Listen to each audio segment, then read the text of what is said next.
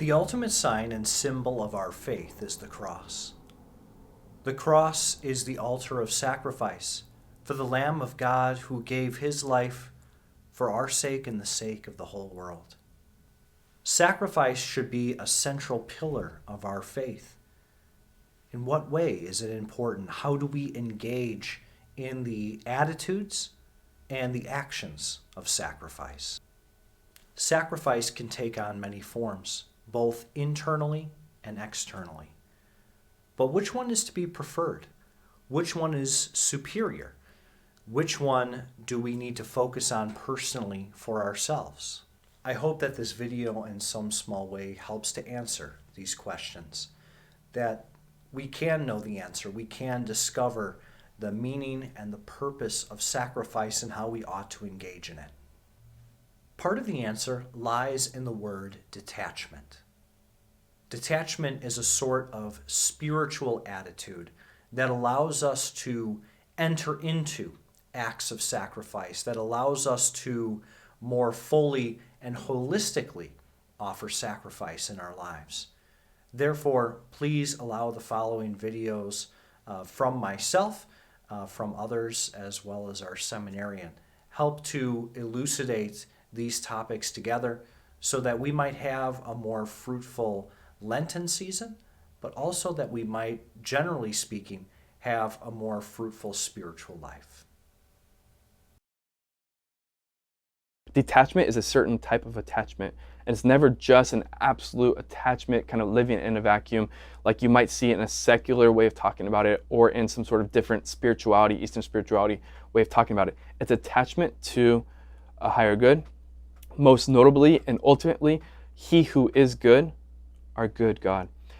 But it's not a sure thing, and so we have to attach to, we have to pay attention to, we have to become fascinated with our good Lord who invites us to go deeper or to go up higher, because we don't want to go away sad like the rich young man. And when we're trying to grow, we're trying to leave behind either activities or goods in our life which are keeping us from the highest good, or when we're trying to bring our brothers and sisters, our friends, to a higher good, can we do a better job of personally, communally, focusing on attaching to the good that lies before us?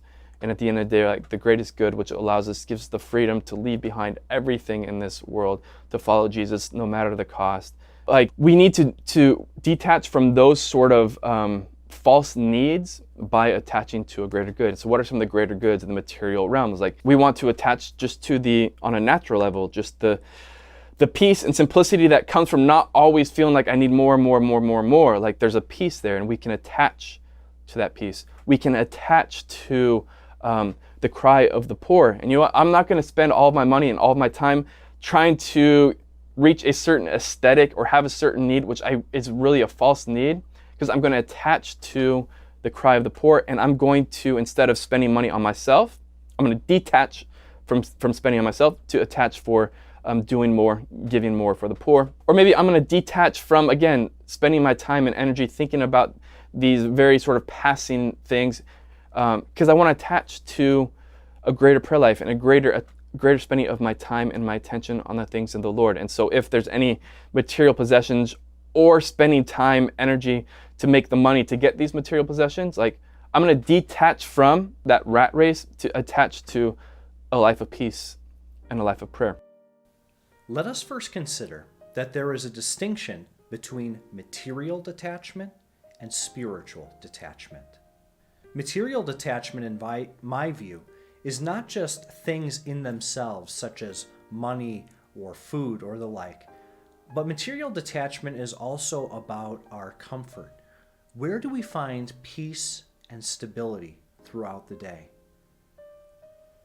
It is those things that are perhaps more difficult and more personal when we talk about the process of material detachment in our lives. We are not called necessarily to detach from everything. We could, if we wanted to, go without food and water for a time, but after a while we would die.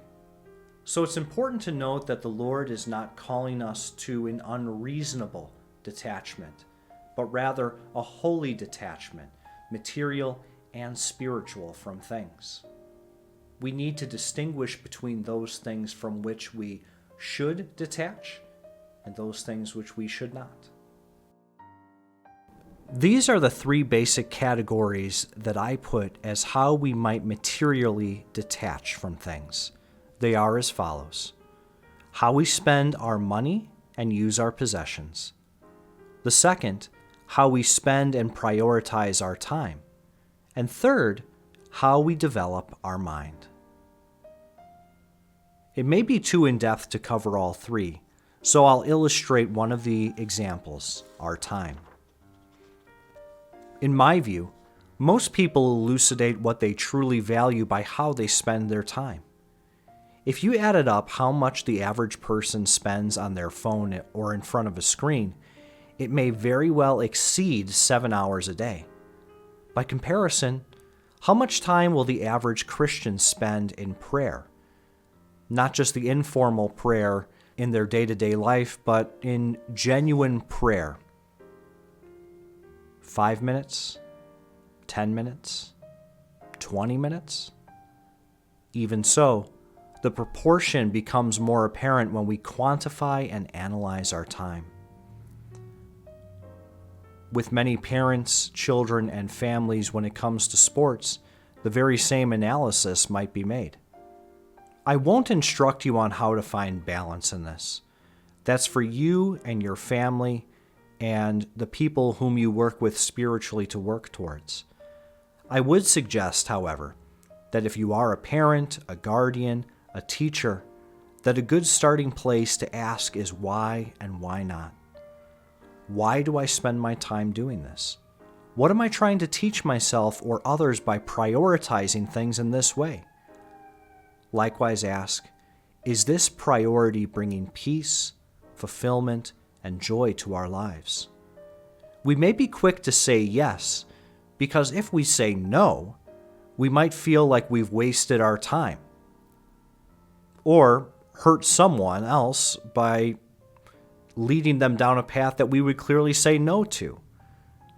I would encourage you, however, that acknowledging that you've misplaced your priorities in life is not an invitation to shame, but rather the beginning of a process of detachment, an act of saying, this thing that I thought was important to my life really isn't. In speaking about detachment from the world, I would like to consider somebody who I think exemplifies this very well, and that's Pope St. John Paul II. He had a famous saying, "There are no coincidences." And what he meant by that was he tried to view everything in his life, and every person he encountered especially, whether that was a good or bad thing, good or bad encounter, as part of God's plan, part of God's providence. And because it was part of God's providential plan for his life, it was a gift.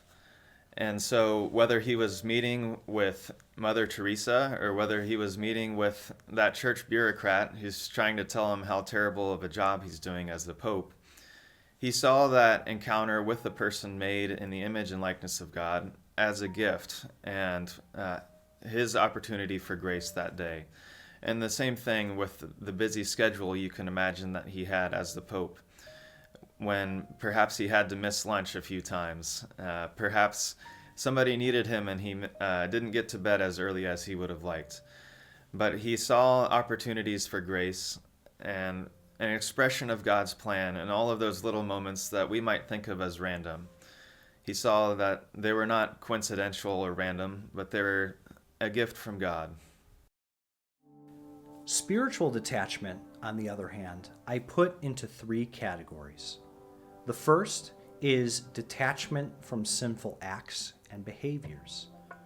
Secondly, how we order our priorities in our life and our values in our life. And thirdly, our ego and our expectation. Or in another way of putting it, how is our pride and how do our expectations affect our life, both in the world and internally in our spirit? St. Teresa of Avila had a great line that the best penances are the ones that we do not choose for ourselves. And I think that fits well with what we were speaking about with John Paul II, with viewing our life as a gift. And if I may offer an example from my own life, when I went to Guatemala this past summer, I got very sick, and that's part of the experience, generally speaking. So I was very sick for 2 days, and then I was sick for 12 days in total. But I was able several times during that experience to thank God for that sickness as an opportunity for prayer, and not only for myself and growing in my own union with the Sacred Heart and His suffering, but we had been in the country 5 weeks at that point, and so I had met many people who could use that intercessory prayer living in poverty, and as an expression of union with them. Now, in the grand scheme of things, that's a rather small cross, right? A temporary illness. But it's one step along the way to growing in that union with Christ and His suffering, and being able to accept greater crosses and greater graces. In living this life of detachment, both detachment from sin and detachment from the world, we learn to die with Christ. We die to our own desires. We come to accept whatever happens as a gift from God, as part of His plan. And part of that as well is practicing penances, to die to ourself a little bit, penances that we do choose. But then we're able to rise with Christ and realize that only in Jesus Christ can we find the fullness of life. Only in Jesus Christ can our desires really be perfectly fulfilled. Our desire for justice, our desire to be loved, that Christ is the way, the truth, and the life. And our fullness of life comes through Him. There's a story about Padre Pio that I would like to share to conclude. Padre Pio would often get bombarded with prayer requests and intentions as he was walking out of the confessional back to the monastery. And there was a few times when he would turn to this crowd of people shouting their prayer intentions at him, hoping for a miracle. Everyone has their cross, and everyone wants to get rid of it. But if you only knew how precious your cross was, you would be begging to keep it. If I can just sort of, again, look at this principle in a more general sense, like in your own life, there's certain things that you're going to be looking at, and Jesus is going to be inviting you to detach from them, to leave them behind. Again, sometimes that's going to be sin. Sometimes that's going to be good things, which are perhaps preventing you from greater things. So what you want to do though is this, is like, don't just focus on sort of the nice thing that you're leaving behind and the pleasure it gives you, or the comfort it gives you, or the goodness it gives you. Because that's where we get in trouble, and that's where we go away sad, like the rich young man. Instead, let's find the why. Let's find the purpose. Let's attach to either the good news of Jesus Christ, who's looking at you and loving you as He invites you to attach from this thing. Like let's look on the Lord, or let's look at freedom, or let's look at a greater meaning or purpose by using that time or attention for the poor or for my brothers and sisters. Like you want to make sure you're attaching to a higher good. And when you attach to that higher good, especially the good news of our Lord Jesus Christ, you're going to receive the grace to actually detach and stay detached. Now also, when we're working with our brothers and sisters, if it's friends, family who are struggling with sin, and we want to help them detach from some sort of negative pattern of life, some sort of sinful behavior, or some sort of behavior which is just sort of like empty, is actually what's more effective is not just in like, that's dumb, you should stop doing that, stop wasting your time, which is just in like, I need you to just straight up detach from that. But can we offer them some good news, right? Can we offer them an alternative, a higher good? And if they're able to grasp and to see the higher good, they're going to have a greater freedom and a greater capacity to leave behind either the lower good or the evil behavior or influence in their life. There are many things that we use in this life to help us get by. I remember hearing, not only growing up as a child, but even as an adult, where someone says, you always need a couple vices in your life to help you get through the day. Now, this wasn't in reference to anything scandalous or outrageous, but someone was like, you can't live through life and not either smoke or drink or eat red meat, or eat this other type of food, you could eliminate almost all of them. But you need to have at least one just to get through the day. Now, I'm not disparaging anyone who smokes or drinks or eats red meat or any of those other things. It is true that life can be difficult at times, and having comfort in life is not a bad thing, okay? But on the other hand, any of those things which lead to sin, any of those things which are sin, we have to learn to detach from them. That's the difficult part. You can begin to see that notion of learning to detach those things that give us a sense of peace, as opposed to God's peace, is very, very difficult. Because I feel that the lives that we construct for ourselves are very fragile, in the sense that we try to line up everything in place, piece by piece, so that we can have a way of functioning throughout the day, getting through. But Jesus Christ told us that He did not come just to give us life like an animal,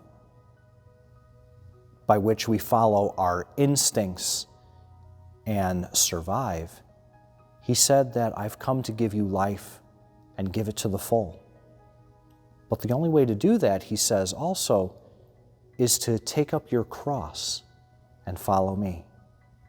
And that's my final reflection for the day, is that the cross of Christ, which we began this video with, is also the culmination of this video. That the cross of Christ is the ultimate sign of that material and spiritual detachment, the model by which we, as Christians, as disciples, as Catholics, must model our own lives after.